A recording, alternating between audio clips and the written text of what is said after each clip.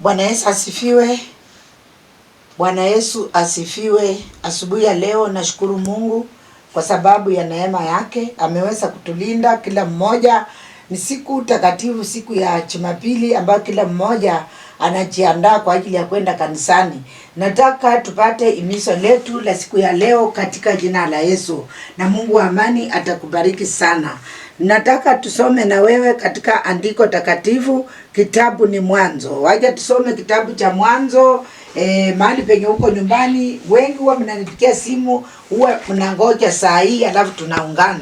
Fungua kitabu cha Mwanzo 12 tusome pamoja na wewe. Mwanzo 12 tunasoma kuanzia mstari wa kwanza.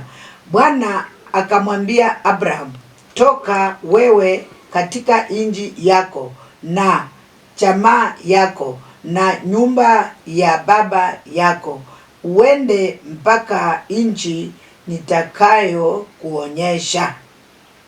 Baba, katika jina la Yesu na asante kwa sababu ya neno lako. Nimelisoma ni kwa sababu ya kutafsiri kwa ajili ya mpendwa ambaye ameamuka na ako katika stesheni anasikia kwa ajili ya kubarikiwa asubuhi ya leo. Ninapoanza, Jehova Jire, kuza moyo wake na maisha yake na unibariki, unitendee hata mema, unipe mamlaka kwa sababu wewe ni Mungu. Kwa Yesu mkombozi naomba na kuamini, amen. Naona kwamba andiko linasema Bwana Mungu aliongea na Abraham akamwambia kwamba toka wewe katika nchi yako. Nchi yake ambayo Abrahamu alikuwa anaishi, Mungu akamwambia toka, akamwamrisha. Na wakati alimwambia toka, hakumwambia tu toka, alimwambia uende katika nchi nitakayo kuonyesha. Na akamuonyesha mahali ambao alikuwa anataka aende. Hata wewe asubuhi ya leo, toka katika hiyo vifungo, toka katika hiyo hali ambayo unakaa ndani. Maana Mungu anataka kuonyeshe maisha yako, anataka kuonyeshe wema wake, anataka akutendee mema siku ya leo. Anakuambia toka katika hiyo hali ambayo unakaa ndani. Kwa sababu Abrahamu alipokuwa katika nchi yake hakukuwa na amani, hakukuwa anafanikiwa katika njia zake. Alikuwa ameteseka muda mrefu sana, akikaa kila kitu ni kung'ang'ana, kila kitu ni kung'ang'ana, hakuna kitu ambao alikuwa anafaulu. Ndio Bwana akamwambia kwamba toka, enda katika nchi nitakayo kuonyesha. Mpendwa, hata wewe asubuhi ya leo Mungu anaweza kukuonyesha kitu ambao ulikuwa umekosa katika maisha yako, ambao ulikuwa unatamani, na Mungu akikuonyesha atakwambia basi, akisha kuonyesha atakupa. Nami nitakufanya wewe uwe taifa kubwa na kukubariki na kuongezea jina lako liwe baraka. Nani? Mungu anasema ataenda kule penye anamtuma, atamuongezea na atamfanya kuwa taifa kubwa kabisa, na hata atamuongezea baraka. Atamuongezea baraka, sio laana, sio shida. Anasema ataongeza yeye jina lake huko penye anaenda, atalifanya liwe baraka. Na wewe anaweza kufanya uwe baraka katika familia yenu. Anaweza kufanya uwe baraka kwa kanisa yako. Anaweza kufanya uwe baraka katika mahali unafanya kazi, kwa kampuni, popote uliko. Mungu anaweza kufanya uwe baraka. Maana anasema ya kwamba yeye akisha kuamuru ya kwamba baraka sije, lazima zitakuja.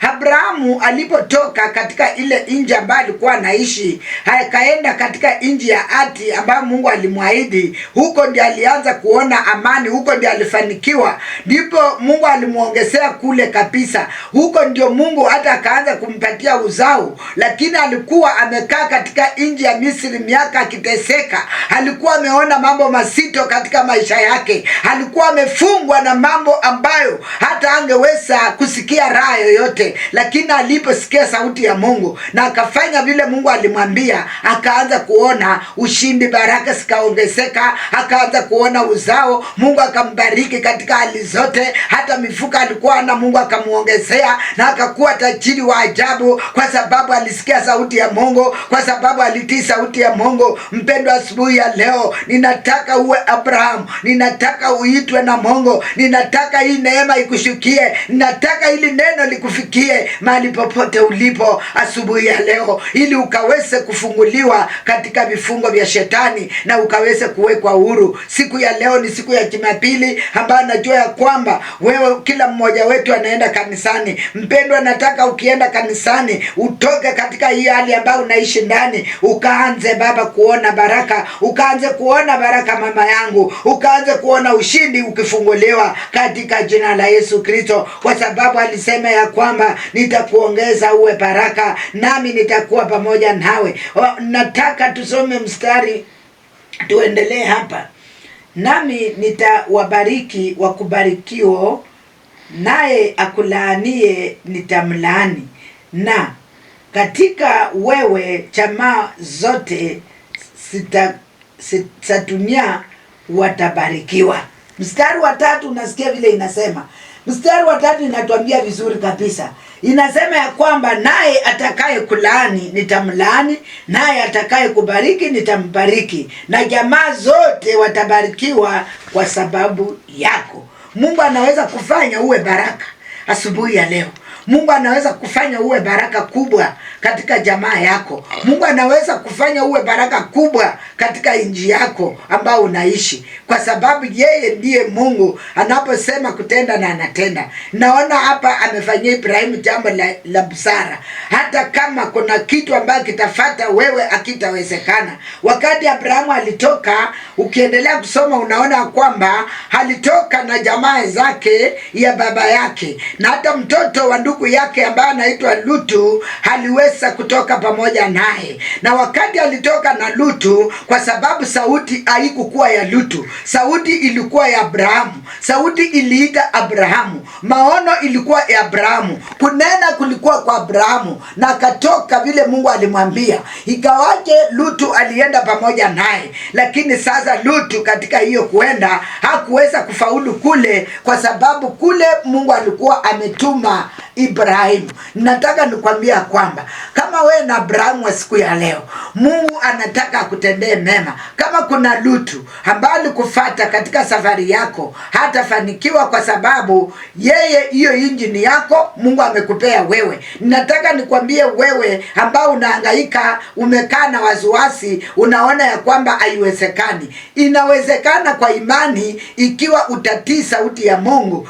Naona kwamba Lutu alipomfuata akaenda pamoja naye, hawakuweza kuishi kule, kwa sababu sasa mafarakano ilianza kupitia kwa wafanyakazi wake na wafanyakazi wa Abraham. Sasa Mungu akasema na Abrahamu ya kwamba ongea na Lutu akitafutie taifa lake, maana wewe nilikuita wewe, si kuita Lutu. Nataka nikwambie, hata kama uko kwa kanisa na uko na mkubwa wako, ukitaka kuendelea vizuri, fanya chini yake na Mungu atakuinua, atakupea neema yako, atakupea taifa lako tena vile alipea Abrahamu. Hata kama umeandikwa kazi, kuwa chini ya mkubwa wako na wenzako ambao wako mbele yako, na Mungu atakupea nafasi yako kubwa kabisa. Tunaona kwamba paka Mungu alipo amurisha Lutu akatoka akaenda, haikuenda kuchukua taifa mzuri kama ile ambayo Mungu alikuwa amepatia Abrahamu. Alitoka na akaenda akachukua taifa la Sodoma. Na kule Sodoma ilikuwa nchi mbaya kabisa. Ilikuwa nchi ambayo imejaa anasa. Ilikuwa nchi watu wamejaa kwa usharati, wamejaa kwa matusi. Hata wasichana wa huko wenye walioleka walikuwa natusi mama mkwe. Hata wale watu ambao walikuwa huko walikuwa walevi, walikuwa wachawi na mambo tofauti ambao Lutu alienda. Kwa sababu gani? Yeye hakukuwa na sauti ya Mungu iliyomnenea. Lakini Abrahamu alipata asali, alipata maziwa, akaongezewa, kwa sababu yeye alienda na mwito, alienda na sauti ya Bwana iliyomnenea kwamba toka, enda. Sasa nataka nikwambie, hata wewe asubuhi ya leo ukimsubiri Mungu kwa maisha yako, Mungu ako tayari siku moja kunena na wewe, na akinena na wewe atakunenea jambo mzuri. Na hata nena na wewe kama umekaa katika vitina, kama umekaa kwa ulevi, kama umekaa kwa uchawi, kama umekaa kwa chuki, kama umekaa na roho mbaya, kama umekaa kwa uchawi, hatanena na wewe kama umeokoka na umepatilika. Nia zako na matendo yako inamtumaini Bwana. Wakati unamtumaini Bwana, mpendwa, najua kwamba Mungu wa majeshi anaenda kunena jambo juu ya maisha yako. Asubuhi ya leo ningependa Mungu anene jambo katika nyumba yako, anene jambo kwa watoto wako, kwa kazi yako, kwa sababu yeye akinena linatendeka na linakuwa jambo la muhimu, jambo la baraka.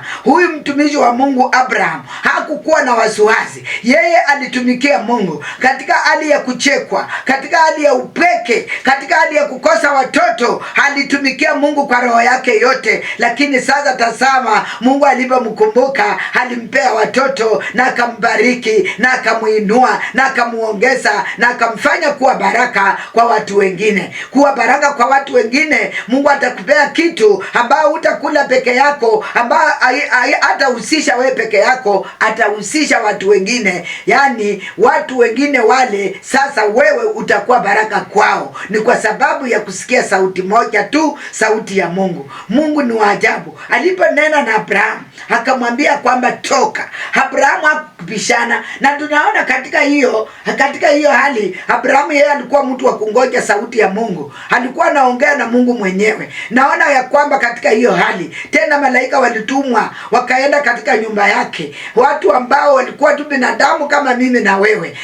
Akawakaribisha, akapika chakula. Watu wengine ni wachoyo, hata wakiona mgeni hawezi mpea chakula. Akiona mgeni kama anapika, anakimbia anafika chakula. Hiyo itakuletea umaskini. Kula na watu kile uko nacho, ndio Mungu akuongezee zaidi. Kuwa mtu wa kujituma na kujitoa, ndio Mungu akufungulie zaidi. Sasa wakati walipokula wakashiba, wakamnenea jambo tena. Wakamwambia kwamba wakati kama huu, mwaka kama huu, utakuwa na mtoto, utakuwa umebarikiwa. Sara akacheka. Nitakuja kusomea hiyo maandiko siku ingine, lakini ilikuwa imetendeka kwa sababu aliwakaribia vizuri, wakakula, wakafurahia, wakashiba, mpaka wakatoa unabii. Penda watumishi wa Mungu, wale marafiki zako, wale watumishi wa upako, wale ambao wameitwa na Mungu, wakinena tu jambo kwako na hilo jambo linatendeka. Wakinena barikiwa, utabarikiwa. Wakinena pona, utapona. Wakinena funguliwa, utafunguliwa. Kwa sababu hao watumishi waliponena kwa hii nyumba ya mtumishi Abraham,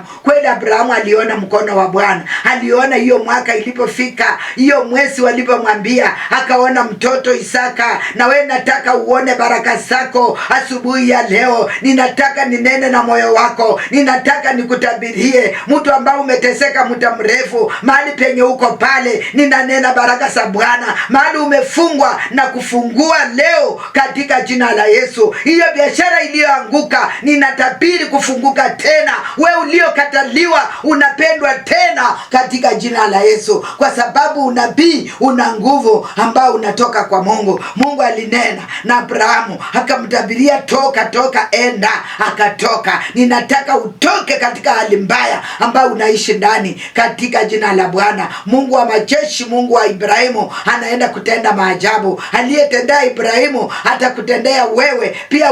Watu waseme tunaenda kwa Mungu wa fulani, tunaenda kwa fulani ambao Mungu alitendea hii. Na mimi najua ya kwamba ukiamini yote inawezekana. Ukiamini Mungu atatenda. Ukiamini atakuinua. Ukiamini atakufungua. Naona Lutu, usiwe mtu wa kujibandika kwa mambo ya mtu. Hautafanikiwa kwa hayo. Kila mtu ana baraka yake. Wacha utafute baraka yako kwa unyenyekevu na unaenda kuipata. Unaona Lutu vile anateseka. Unaona Lutu ameenda kwa inji ingine ambayo ni Sodoma. Alijichakulia kwa akili yake. Wacha kujichakulia mambo kwa akili yako. Wacha kufikiria mambo kwa akili yako. Kila jambo ambao unataka kutenda, pika makoti uombe na Mungu anene. Mungu akwambie jambo. Mungu akuamrishe. Mungu akuonyeshe, itakuwa vizuri. Kwa sababu Ibrahimu aliambiwa toka, lakini Mungu akamuonyesha mahali pa kuenda. Na Lutu alienda na Abrahamu bila Mungu kunena na yeye, na hakukuwa amemuongelesha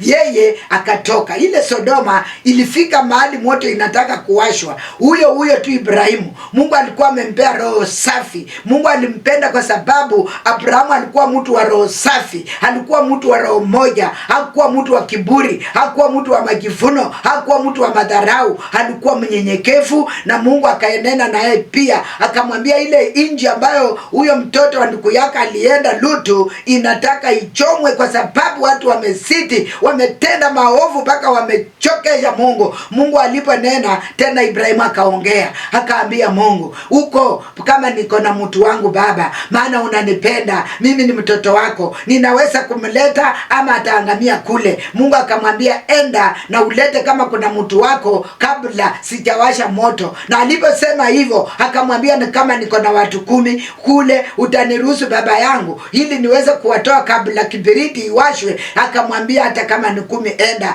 kwa sababu Ibrahimu alikuwa mtu wa upendo. Hakutaka kwenda kuchukua Lutu peke yake, alikuwa achukue Lutu pamoja na watoto wake na wafanyakazi wake wote, wakatoke kwanza awalete huku. Waja kudhulumu ndugu yako, siku moja anaweza kutoa mahali. Waja kudhulumu mtu ambaye uko karibu na wewe, siku moja anaweza kutoa mahali pakumu, siku nyingine atakutoa katika mahali ambao utaamini. Huyu sasa, kama Lutu angekuwa alitoka kwa Ibrahimu na matusi na madharau na akamchukia, Lutu angechomeka, Lutu angeangamia kule penye alikuwa ameenda. Lakini kwa sababu alitoka kwa roho safi, hakukosana na Abrahamu, hakuongea kwake vitina, hakuongea kwake uongo. Mungu ilipiti akubalie Abrahamu aende kumtoa kule. Hata ukitoka mahali waja kuongea matope, waja kuongea vibaya, hata kama we ni mama umekosana na mzee wako, waja kuongea vibaya, tulia katika moyo wako, ukijua kwamba ujui ya kesho pia unaweza tamani kurudi pale, na maongeo yako na matendo yako inaweza kukuaipisha ukose kukuja ama kurudi na uaipike. Waja kuongea matope kwa mtu yoyote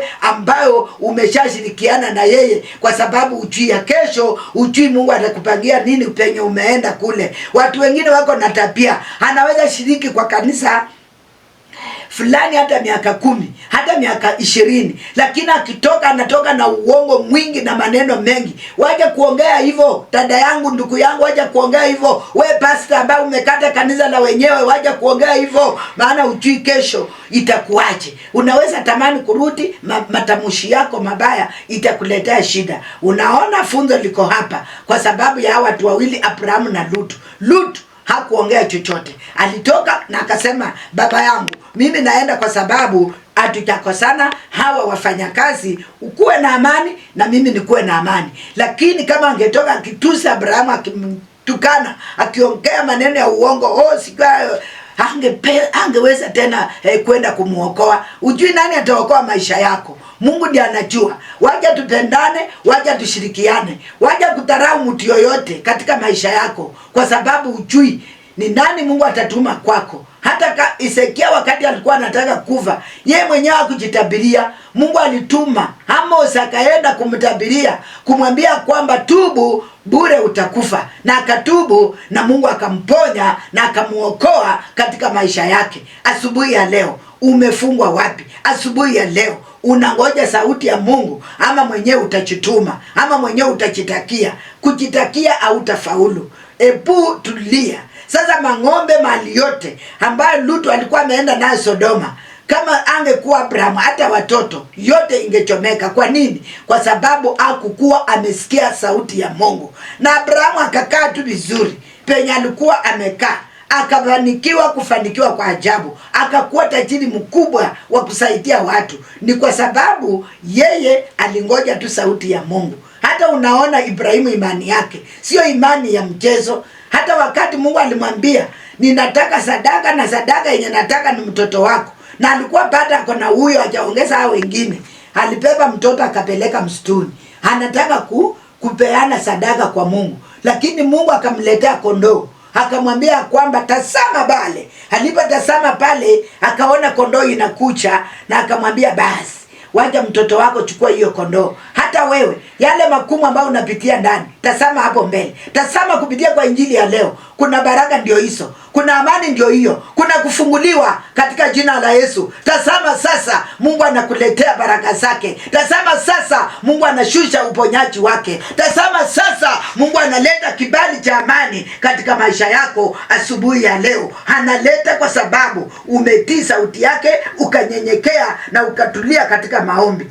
Abrahamu alishangaa, akafurahi kwa sababu akawachilia mtoto wake na akachukua ile kondoo na akapeana zawadi kwa Mungu. Hata wewe Mungu anaenda kutendea mambo ambayo unaona ni magumu, itakuwa rahisi, itakuwa mambo mazuri kwa sababu ya kutii. Mimi nafundia leo kutii. Kuna watu wengi wamekataa kutii na ndio inafanya wanateseka. Nyekazi kando.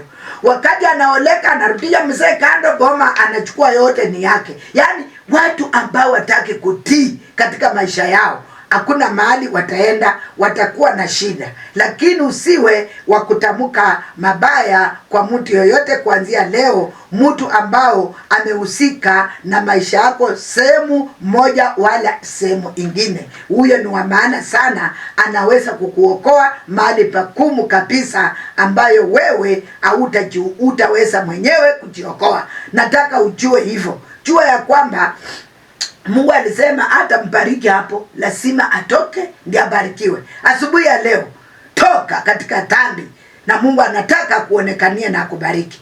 Nataka tuombe na wewe kwa sababu najua kwamba moto wa Yesu umekufikia. Roho Mungu ameshuka kule nyumbani. Piga makoti tuombe pamoja na wewe. Chukua imani mpendwa ambao ulikuwa unatarajia muujiza katika maisha yako. Ninataka tuombe na wewe. Baba, katika jina la Yesu, Mungu wa amani, Mungu wa rehema, ninakushukuru Jehova Jire, maana wewe ni Mungu mkuu ambao unatenda mambo makubwa, unatenda mambo ya ajabu ambao Baba mwanadamu hawezi kutenda. Ninaona Baba Mungu wa Israeli ambao umetenda kwa huyu mpendwa, ukatendea Abrahamu, ukamwambia kwamba enda, toka enda katika nchi ambayo nimekuamuru.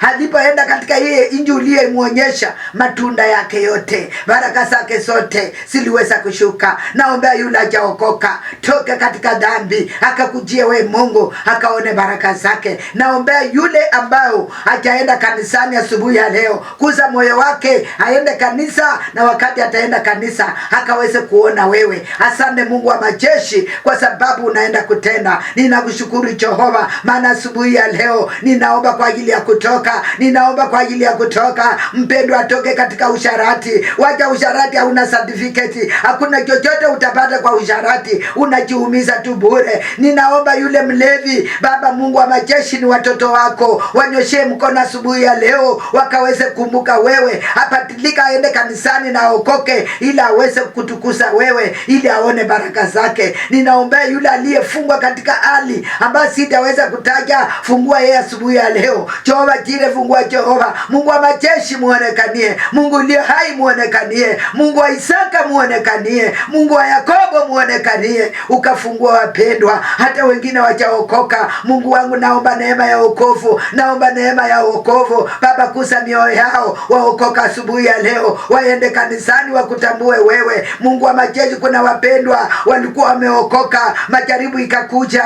na wakaanguka, wakarudi nyuma, wakarudi katika dhambi za dunia. Asubuhi ya leo naomba hizo roho sikarejee kanisani, hizo roho sikarejee kanisani, hizo roho sikarejee kanisani, hizo roho ziliyopotea kwa sababu ya kuona uzito na wakachanganyikiwa wakaanguka, wanarudi katika kanisa yako. Hata wengine walikuwa wahubiri wakachanganyikiwa wakarudi nyuma katika mambo fulani. Mungu wangu, ninawaombea asubuhi ya leo wakuse tena warudi kanisani, wakuse tena warudi kanisani, maana wakitoka bila sauti yako watakuwa kama Lutu, wataenda Sodoma, na kule Sodoma hawatakuwa na amani, badala ya amani wataangamizwa. Basi rejesha watu wako walioanguka wote warudi kanisani. Asante Mungu wa majeshi, maana leo nimeomba kwa ajili ya wokovu, nimeomba kwa ajili ya kungoja sauti na kuitwa. Ni katika jina la Yesu nimeomba na kuamini, amen, amen. Mungu akubariki sana. Tusikie wimbo alafu narudi kuongea na wewe kidogo, na Mungu amani atakubariki sana.